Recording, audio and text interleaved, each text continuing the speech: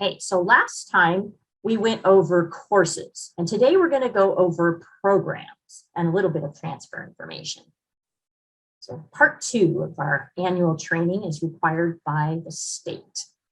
So the development criteria for programs is the same as it is for courses. It must be appropriate to the mission, and that means our community college system mission, but also your local mission. They must have demonstrated need. They must meet curriculum standards. You must have the adequate resources to offer them. That means faculty, it means facilities, it means equipment, and they must be compliant. And that means compliant with education code, administrative procedures, all your local rules and regulations, and PACAW, the Program and Course Approval Handbook. So there are both credit-based programs and non-credit-based programs that community colleges are allowed to offer in the state of California. In credit-based programs, we're allowed to offer the associate degree for transfer, associate degree, the University of California Transfer Pathway course programs, which are called UCTP, certificates of achievement, and proficiency awards. Proficiency awards are called different things at different colleges because we're allowed to change that name if we choose, but all of the others, we have to use the title that they give us. Non-credit, there are certificates of completion and certificates of competency. So first we're going to talk about degrees. So when you're submitting programs to the state, they have 3 different goals that they allow you to choose from. The first goal is transfer. So the only programs that you're allowed to call transfer are associate degrees for transfer, which are the AST and the AAT. And ASTs are in STEM areas or CTE areas. And then the AAT would be all the other degrees. And then UCTP. So just the ADTs primarily go to the CSU system, and UCTP is for the University of California. The second goal is career and technical education. And those, we choose to call them Associate of Science here, but that's a local decision. But the goal of CTE is for anything that would be in a CTE top code for the state. And then the third goal you can select from, you call it local. And local are all other AA or AS degrees. And those can be in majors that might transfer where there isn't an ADT created. And they also might be associate in science degrees that are, for some other kind of local prep too, just community demand and need. So what all associate degrees have in common is there a 60-unit minimum to get your degree. You can go over that, but it can't be under. Every associate degree has to have 18 units minimum in the major. And again, it can go over. Some of our associate degrees in areas like, let's say, sociology or philosophy, those are going to be the 18 units range. But we have other associate degrees that have very high units, like dental hygiene, for example. All associate degrees, you have to have a grade of C or better or a P for pass in all courses in the major. You need a 2.0 cumulative GPA. And when we say cumulative, it means anything that is associate degree applicable. You need to complete a general education pattern. And which pattern you complete will depend on which degree that you do. We do have some degrees that use our local GE and others that use our local and or CSU GE or IDETSI. You need to do 12 units minimum at the college granting the degree. So if you take courses between Ventura, Moorpark, and Oxnard, but you are following the major at one of those colleges, you need to make sure that you have at least 12 there in order to get the degree from that college. The faculty member creating the degree writes a narrative that is submitted to the state with the degree, and I'll go on about that on the next slide in a minute. And you must have supporting documentation that demonstrates the need for the program. Go ahead, Paris. So what's in the narrative? So the narrative is the thing that we submit to the state when you have a program. The narrative is a written document that contains the program goals and objectives. You explain why we have this program and what you hope students will get out of it, what it leads to, what kind of jobs it might lead to, or if it leads to transfer, you would explain that. You have the catalog description. So that's much shorter and is the piece, that goes in the catalog, what students would read. It's the student-facing part of the program. The program requirements, so that's everything a student has to take in order to graduate with that major, and that includes any prerequisites. Most of our programs don't have prerequisites, but a few do, and dental hygiene is one that has a long list of prerequisites students have to do before they're admitted to that program. Those would go in the narrative.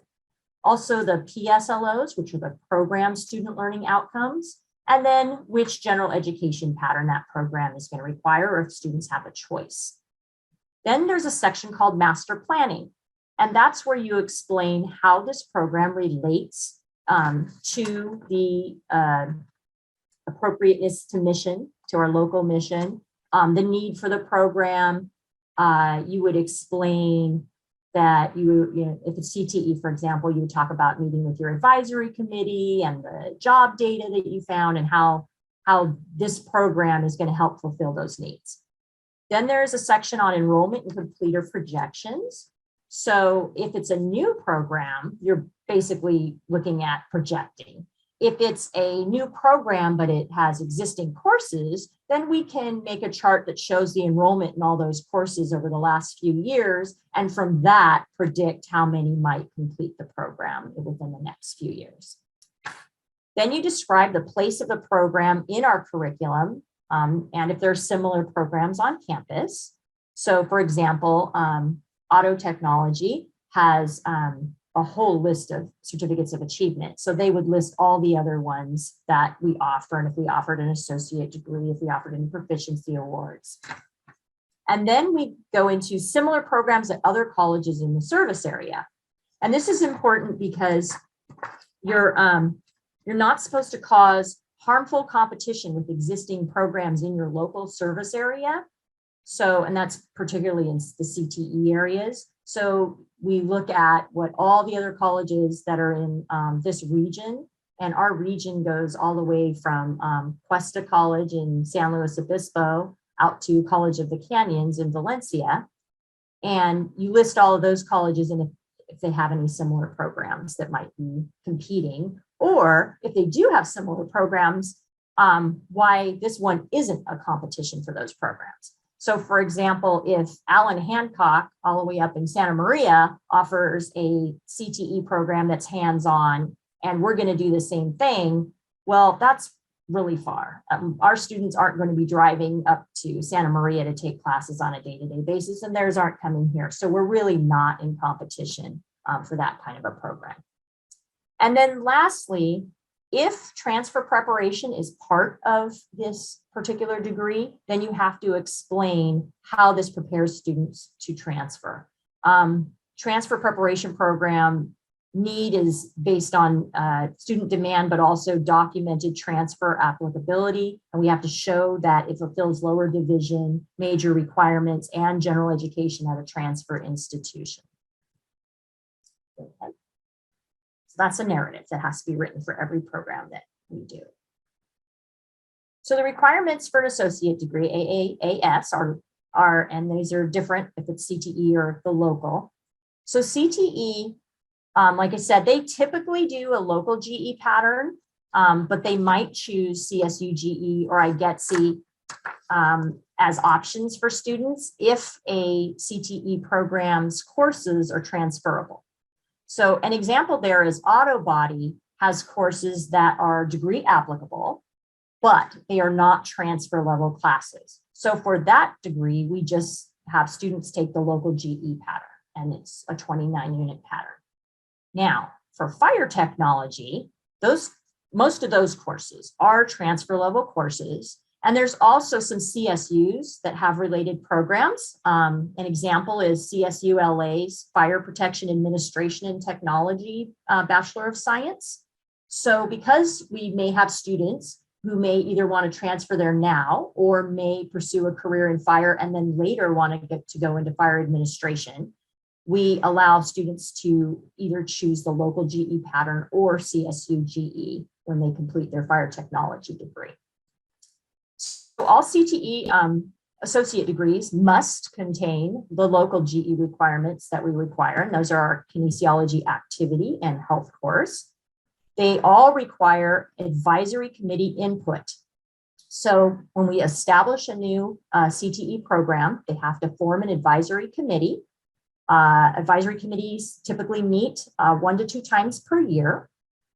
Faculty are to discuss prerequisites, courses, sequencing, outcomes, and everything else that they need to know to ensure that our students taking our courses and completing our CTE degrees are able to go into the workforce in the career area that this is supposed to align to.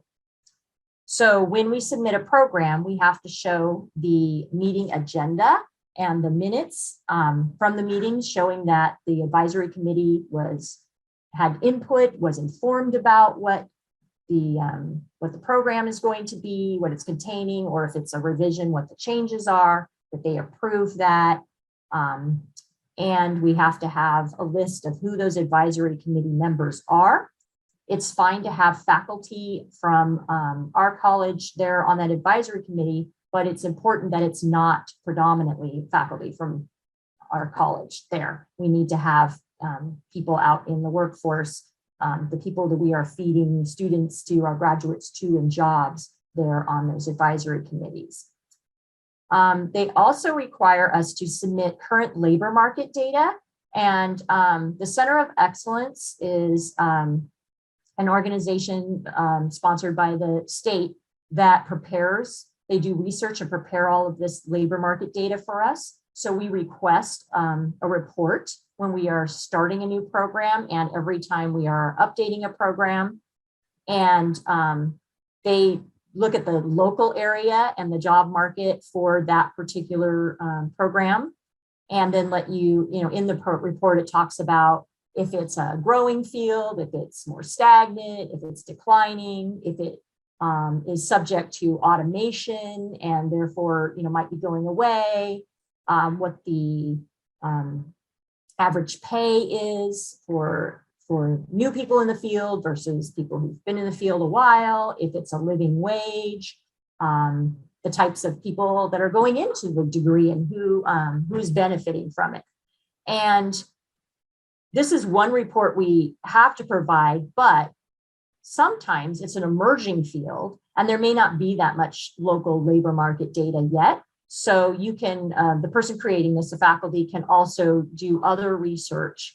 And the PCA, the Program and Course Approval Handbook, has suggestions for other places to look for research to establish the need for this program and that there is a market when your students graduate. Because what we don't want to do is offer a bunch of programs that students take and then there aren't jobs for them or they aren't prepared for the jobs that there are in that field.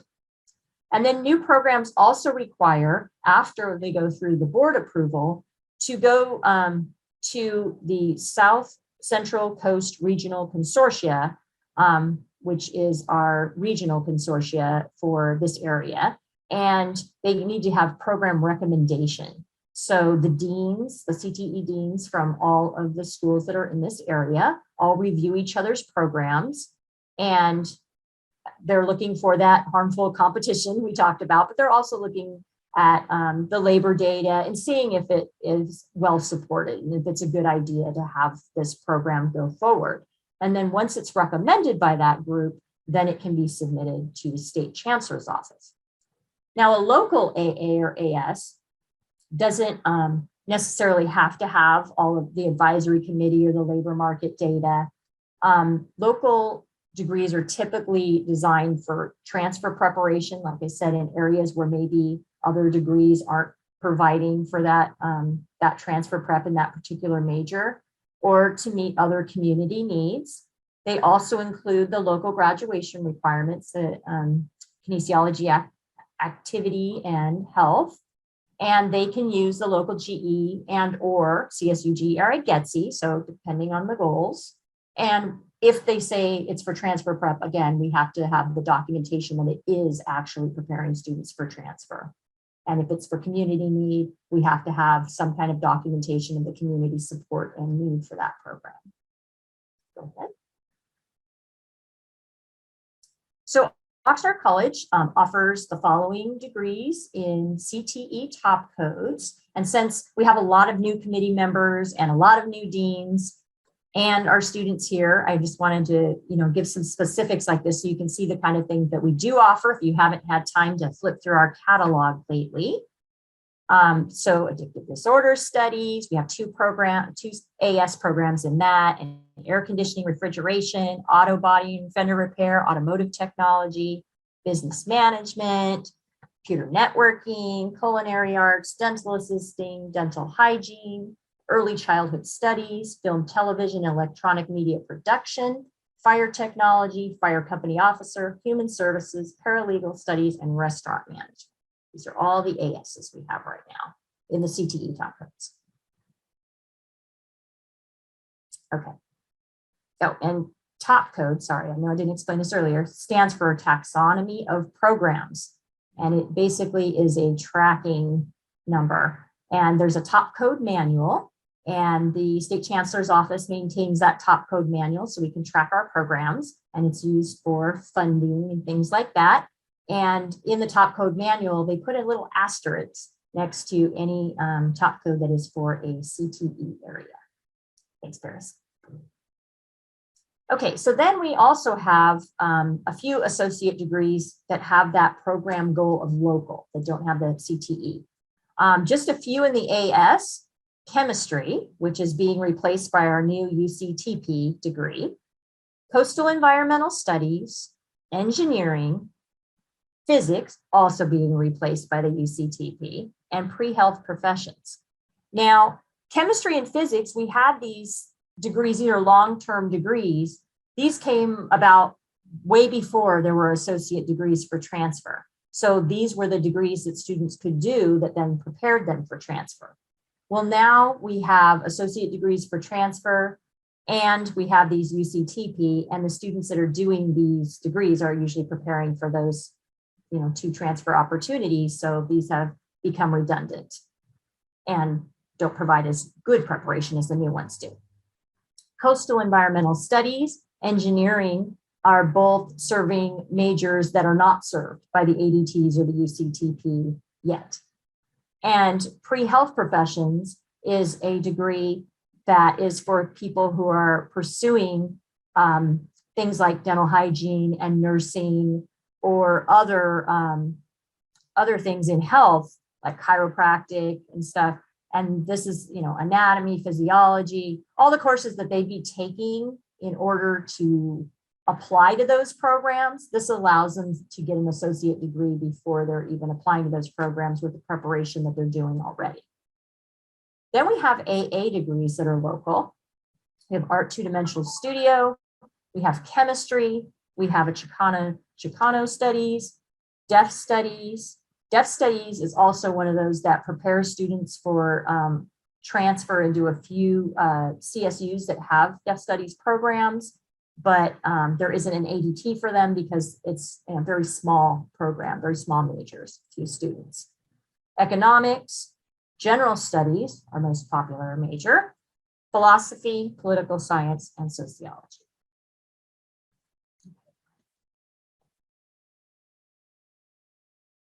So now we're going to talk about associate degrees for transfer and what makes them different than the associate degrees that we've been talking about. Associate degrees for transfer have to align with the structure of the transfer model curriculum, which I'm going to show you in a minute, and they must be submitted on that current template that the Chancellor's Office prepares for us. The courses must either have CID approval, that's course identification number approval, or articulation with a CSU as specified on that transfer model curriculum, the TMC. They have to be 60 units, no more, no less. That doesn't mean a student can't take more units. It means we can't require more than 60 units.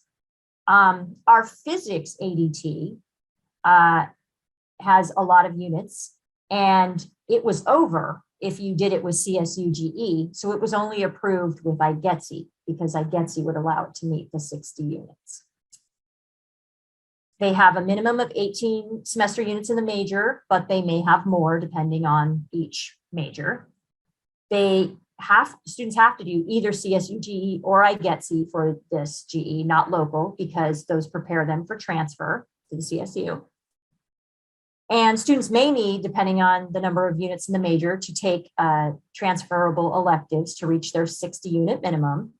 And we are not allowed to require any other local graduation requirements like our kin activity or our health. No college can add local graduation requirements to this degree. Go ahead. All right, so this is a TMC template. And how these are created is they have meetings across the state, and they're called faculty digs, discipline input group. And faculty are invited from the California community colleges plus the CSUs in specific disciplines. So this is physics. So physics professors across the state met, and they looked at what the CSUs require for lower division major prep in physics majors across the CSU. Now, if you've had any experience looking at what the CSUs require, it's different from campus to campus. So they try to make these, the best of all worlds. They try to make them fit as many colleges as possible, and what's the common prep for the CSU. So for physics, it's very prescriptive in that we don't have lots of choices about what we include in this particular degree. And if you look at the left side are the course titles that belong to those CID descriptors, which is in the second column. So Physics 200S is calculus-based physics for scientists and engineers. It's a series. So you either have that or Physics 205, 210, 215. Calculus-based physics for science and engineers, ABC. So on the right, this is ours. So you can see where I have filled in our course number, our course title, our units, which area of CSUGE it meets, which area of IGETC it meets. And this is what we do. We look at these templates, the faculty of that major, and I meet and discuss what they want to include if they have any choices. For ones like this, they don't. And we fill in the courses from Oxnard College that fulfill these requirements. And you can see it just has 3 calculus courses, 3 physics, 3 calculus, and that's it. That's the major. On some of the templates that are in, especially ones that are not in STEM, they are not as prescriptive. They have a required core, and those are all CID courses. But then they have sections where they will give us choices of courses to include. And within those choices, they are usually courses that articulate to similar majors at the CSU. So we will look at especially those CSUs where we send the most students. Oxnard College sends a lot of students to Cal State Channel Islands and to CSUN. So I always look at those when faculty and I are working on creating these TMC templates, filling out the template. And that was really the general idea behind them, was that colleges would look at where their students' transfer patterns and align them with those colleges where their students transfer most often. And one of the reasons for that is when in the sections where there are lots of choices, students don't know if you list 10 courses, that one choice is better than the others. And if your local CSU requires one of those choices, it's a good idea to try to steer people to taking the thing that's required so they won't be missing it. Let's see. Okay, and then the bottom part's cut off on this, but it's not as important. They then have us just list what the GE units are, what the GE, the amount of units that could double count. As you see, these fulfill some CSU, GE, or IGETC areas, which means a student wouldn't have to take additional courses in those particular areas because they've already met them just by doing their major. And then we also figure out, we calculate how many electives a student would need then to get to the 60 units. Okay, go ahead. So right now, Oxnard has 31 different ADTs offered. So we offer a lot of opportunities for our students to do these ADTs that prepare them for transfer. And again, these are predominantly to the CSU. They really push these at the CSU, and the CSUs, a lot of them have started redesigning their lower division requirements to better align with these TMC templates. I've definitely seen in the last few years that there's been a lot of change in that way, and they're becoming a little more uniform, which was the idea. The idea was, hey, you can do stuff that's unique to your particular campus in the upper division, but let's make the lower division common so that it's easy for students to transfer between the colleges. Go ahead. So what are the benefits of completing an associate degree for transfer? Well, that single prep for the CSU that except the TMC is similar. So what they did is they go to the CSU and they say, take a look at this template, like the one I just showed you, and look at your physics degree. If a student completed this template, how prepared would they be? Could they transfer here and still get out, graduate within 60 units at that CSU? And so the CSUs each look at those and they decide which TMCs are similar to theirs and to which majors they are similar and which options or area of emphasis. So some CSUs may, let's say they have business major, and some of them may have, 5 or 6 different areas of emphasis. Maybe they have accounting and marketing and entrepreneurship, different things. They may look at the business TMC and say, yes, this is similar to our, business administration degree, but only to this one. Or they may say, yes, it's similar, and it's similar to all the options. A student could take that, transfer in, and be prepared, be ready to enter as a junior level standing, because that's what this is designed for, is to have students finish their first 2 years at the community college, transfer as a junior, and be prepared to start taking those upper division classes at that CSU. It also provides a small, but still a little GPA bump if you do this over students who didn't do the ADT. It provides redirection of your application should you not get admitted to the CSU you apply to. This is really important because the CSUs, it's like $70 to apply. And if, let's say I applied to San Diego State, which is one of the most popular CSUs in the state, so a lot of students apply, and my chances of getting admitted are small. If I apply there and I applied nowhere else, I don't want to have to wait a whole year to apply again, because the window of applications is very small, October 1st to November 30th. I don't want to have to wait a whole year to apply somewhere else. So what they do is they will redirect my application to another CSU that has room in the major I applied in.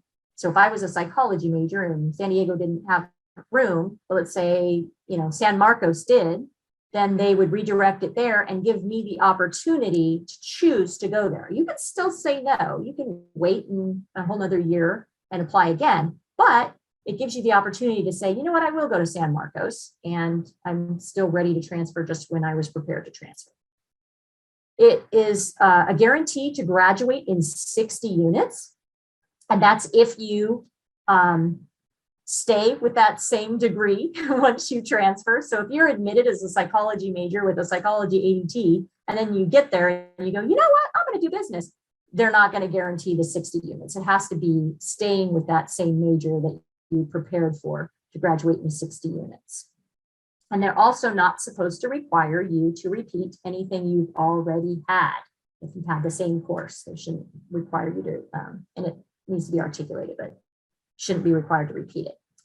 And it gives you the opportunity to participate in the California Promise program, which is just at certain CSUs and some majors, but it's for first generation low income students. And it's to help students graduate quicker within the total of 4 years. So that's also a benefit, but it's only for students who've done an ABT. Go ahead. So I mentioned UCTP before. So we just, and I mean just, got our chemistry degree approved. Was it yesterday, Paris? Or today? Today.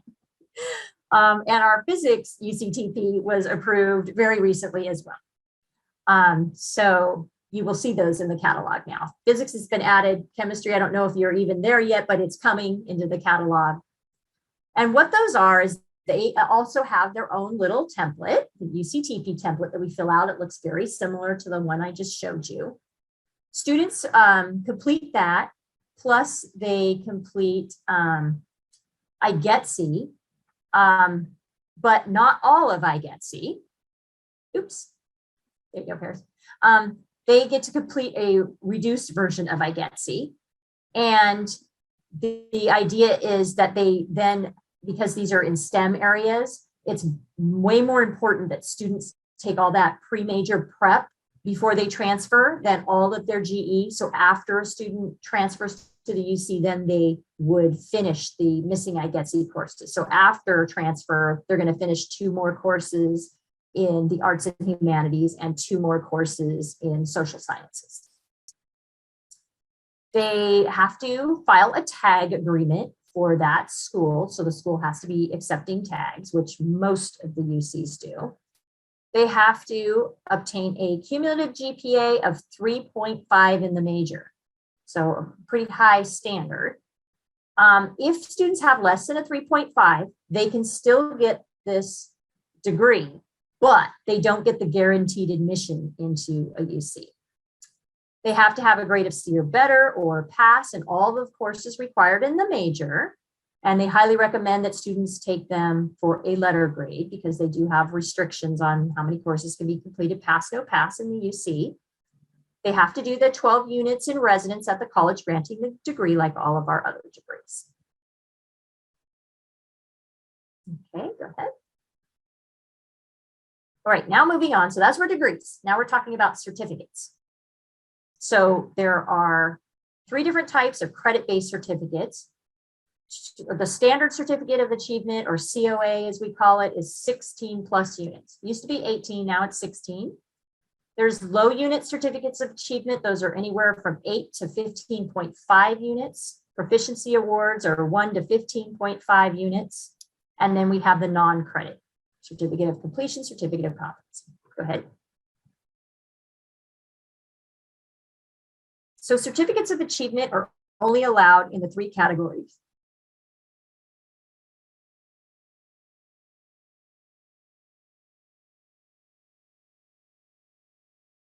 I am putting chemistry up on the catalog right now. I thought it was already there, but it wasn't. So I'm going to link it.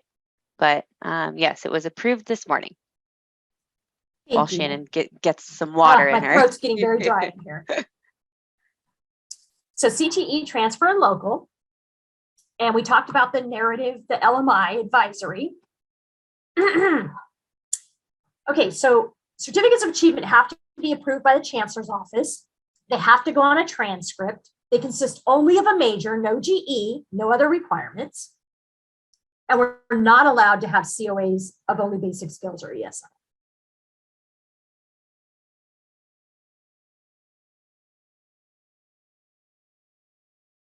Go ahead.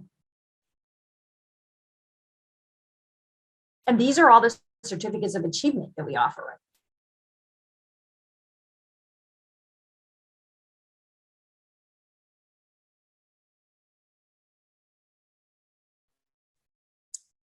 right?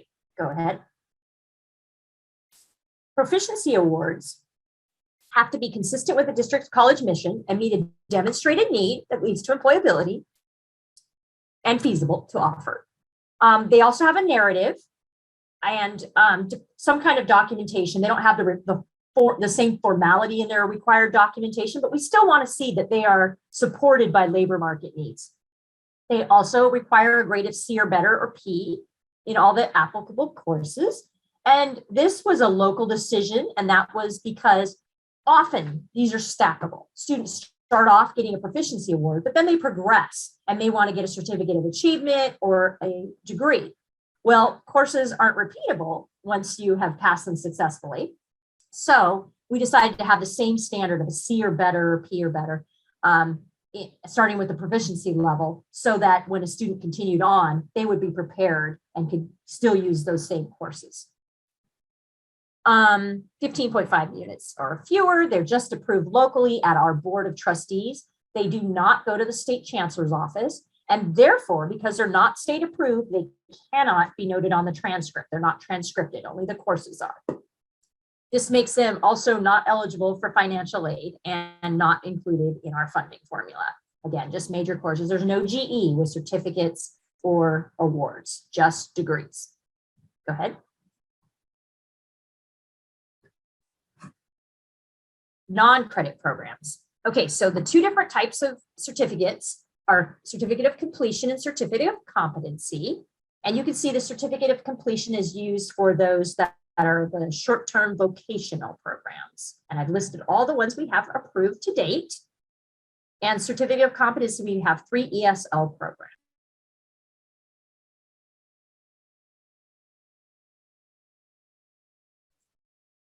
So how often do our programs require us to revise them and review them?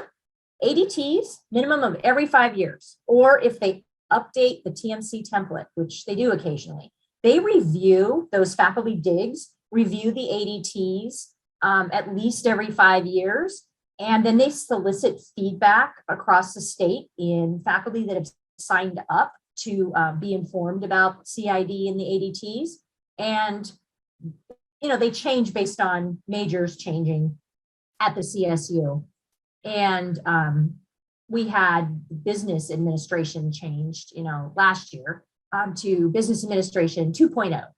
And that changed the math requirement in business administration. And they did that to better align with more CSUs, because there were a lot of CSUs that wouldn't accept it as similar.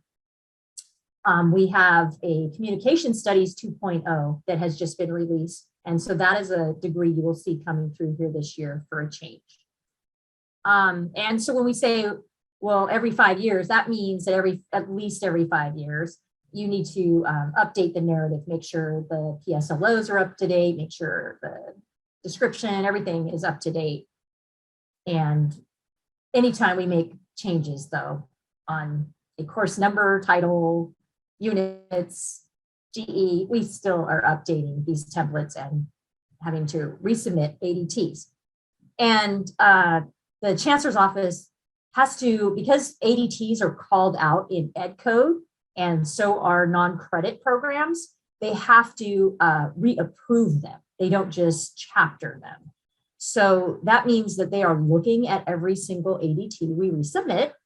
And it's a long process. It's 90 days. They say up to 90 days. It's often 90 days, especially depending on when you submit it. And they find little things, little nitpicky things, and then you fix those, set it back, and then it gets back in the queue and waits again. And that's like what happened with our chemistry that took so long too. CTE programs, which include all those AS and COAs, but also any ADT that's in a CTE top code. So that's, like business and like nutrition. A lot of the ASTs are in the CTE top codes. They also have to be done every 2 years. Local AAAS every 5 years. Non-credit, like the non-credit ESL every 5 years, but the non-credit short-term vocational every 2 years. pretty much anything that leads to jobs, they want to be done more often because they want it to be changing as the job market changes, and they want you to be looking at new labor market data to do that. So that is always something to keep in mind, that little changes may mean that you have to change your whole program or revise your program again, and it may go back into the queue. Next. So just a little bit on transfer courses. We're almost done. I think we have two slides left. We determine at the California Community College if a course is baccalaureate level, meaning it will transfer to the CSU at least just for units, as free electives towards your bachelor's degree. And that means that a course should be taught at that baccalaureate level. And the UC determines if it is UC transferable. They have something called the UC-TCA, the UC Transfer Course Agreement, and we have to submit courses and they review them for the UC-TCA. And they have a little bit of a different standard than the CSU in that the UC does not like things that they call practical and applied, which the CSU is perfectly fine with. So sometimes a course that will transfer to the CSU does not transfer to the UC. Courses that we want to count for CSU GE or IGETC have to be submitted, and they have to make that decision. And of course, has to be approved by the UC before it can be approved for IGETC, because if it's not UC transferable, it can't count for GE either. We have to submit courses for CID approval, and those are reviewed by 2 faculty from the California Community Colleges and 1 faculty from the CSU in those disciplines. And then courses must be articulated with each CSU and UC campus individually, often on a course-by-course basis, sometimes by major, because sometimes a course might be accepted by one major and not another major. So, for example, statistics. So we have a math stats course, we have a psych stats course, we have a soc stats course. So in STEM areas, they might accept the math stats, but they might not want the applied courses like the soc stats or the psych stats. Whereas in those majors, sometimes they want the one that's more specific to their major, and sometimes they're generous and will accept all 3.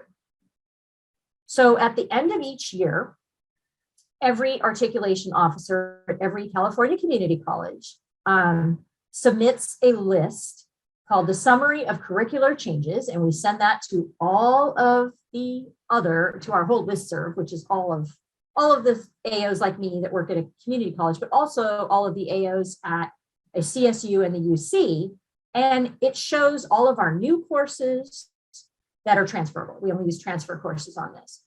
Our new courses are substantial changes and are deactivated courses. And then they are to use this to update their agreements. We also go in and make changes on our course list in Assist, and it isn't automatic on their end. Even though we're putting in changes, it doesn't automatically update all of their agreements yet. I hope someday it does that. So sometimes, even though I've sent them those changes or that there's new courses, those won't appear on agreements. And then, over time, as we go through each major and look and see who has updated things and who hasn't, we may find that even though, we have a new honors course, it might not be in their major yet. And then I have to contact them individually and say, hey, here's that outline. Can you look at this honors course? And when we want new articulation that, isn't a change, that's what I have to do, is submit a request to every CSU, HUC, and you can't just send them an outline. You have to look through their agreements and see which courses they require and which ones then align with our courses, and then submit and say, like on a spreadsheet, like your course, my course. And then they send them out to the discipline faculty at their college to review, and then let you know if it's articulated or not articulated. And that's why I'm saying this to the students here, but also to the faculty, why you might see differences between VC, MC, and OC in articulation agreements with universities where we all have articulation. is because it's done on a course by course basis, and it differs over time. Sometimes they may have R's articulated and not VCs, or vice versa.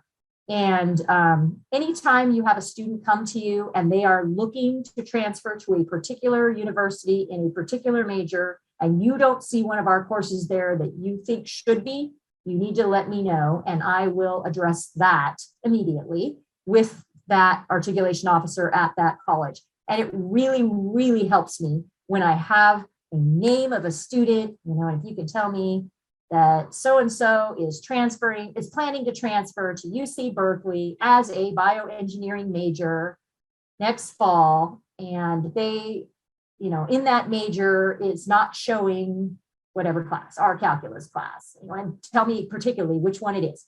Because when they have a real person waiting, then it usually moves things up their priority level to getting me an answer quicker than when I submit just a general spreadsheet going, please articulate these courses.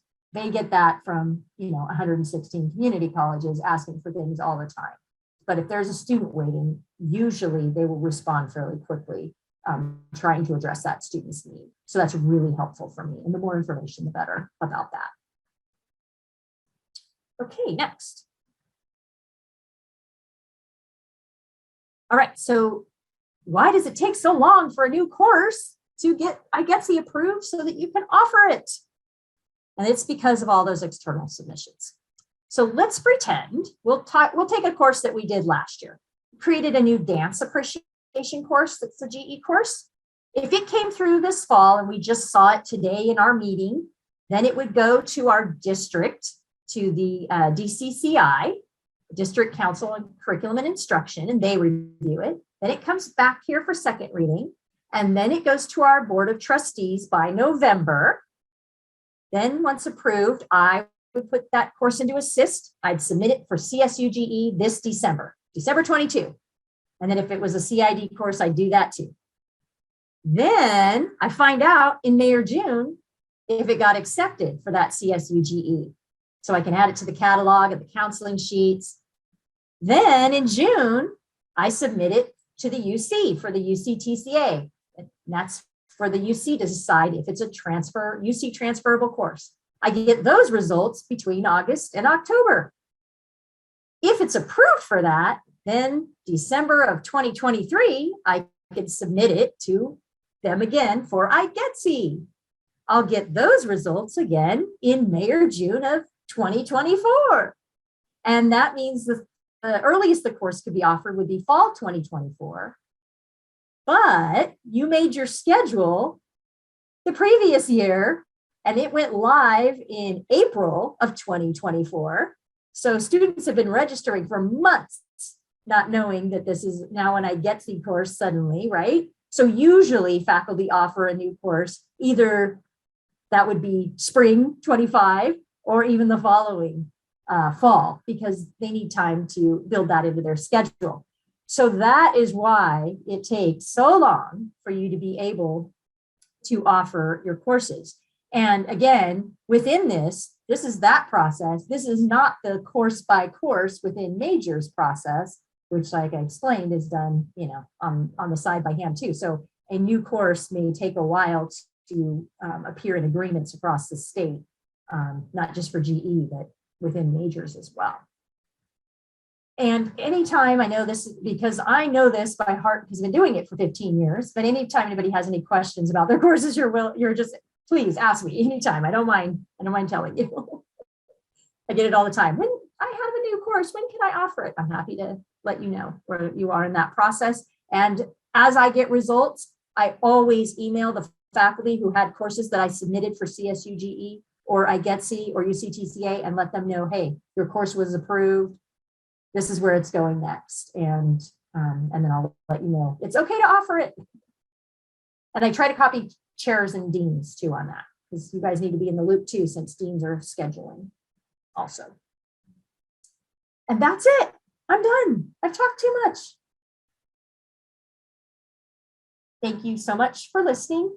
I hope that was helpful. Probably more about programs than you ever wanted to know, but I hope you feel informed.